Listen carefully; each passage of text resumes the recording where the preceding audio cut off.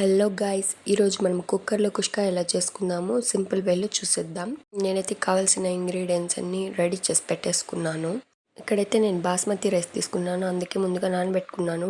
నేను 2 గ్లాసెస్ తీసుకున్నాను. ముందుగా కుక్కర్ పెట్టుకొని అందులో మనకు తగినంత ఆయిల్ వేసేసుకోవాలి.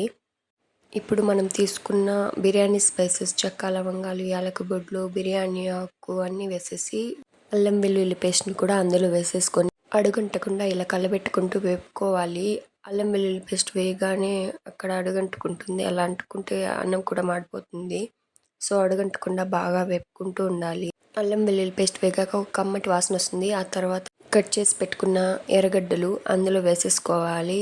అవి కూడా వేగాక కరివేపాకు వేసుకోవాలి. కరివేపాకు మన ఇష్టం ఉంటే వేసుకోవచ్చు. నాకైతే అవైలబుల్లో ఉంది కాబట్టి స్మెల్ కోసం అని వేస్తున్నాను. అది కాకుండా కరివేపాకు హెయిర్కి చాలా మంచిది. వీలైనంత వరకు ఇలా ఫుడ్ రూపంలో కరివేపాకు తీసుకోవడమే చాలా మంచిది హెయిర్కి. ఇప్పుడు మనము టమాటాలు కూడా వేసేసుకోవాలి. టమాటాలు వేసుకున్నాక కొంచెం త్వరగా మగ్గాలి కాబట్టి కొంచెం సాల్ట్ యాడ్ చేసుకోవాలి.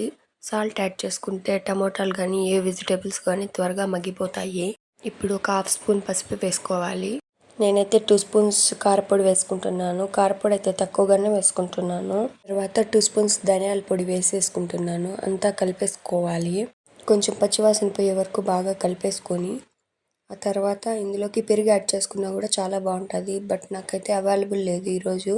ఇప్పుడు చికెన్ మసాలాని కూడా యాడ్ చేసుకోవాలి. చికెన్ మసాలా అనేది మన ఇష్టం, వేసుకుంటే వేసుకోవచ్చు లేదా లేదు. బట్ కుష్కా కదా, కొంచెం చికెన్ మసాలా వేస్తే ఆ టేస్ట్ కొంచెం డిఫరెంట్గా ఉంటుంది. తినడానికి కూడా చాలా బాగుంటుంది. ఇప్పుడు ఆ పొడి పచ్చివాసన పోయే వరకు కొంచెం వేపుకోవాలి. తర్వాత ఇప్పుడు వాటర్ని యాడ్ చేసుకుందాం. నేనైతే ఈ గ్లాసెస్తో 2 గ్లాసెస్ బాస్మతి తీసుకున్నా కదా, అందుకే 4 గ్లాసెస్ వాటర్ పోస్తే సరిపోతుంది.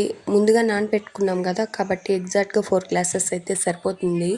బియ్యం వేసేసుకొని బాగా కలిపేసుకుంటున్నాను. ఇప్పుడైతే కుక్కర్ మూత పెట్టేసుకుందాము. ఇక్కడ 3 విజిల్స్ వస్తే కరెక్ట్గా కుక్ అయిపోతుంది. మన వేడి వేడి కుష్కా అయితే రెడీ. మీకు గనక నా వీడియో నచ్చినట్టయితే please do like, share and subscribe my channel.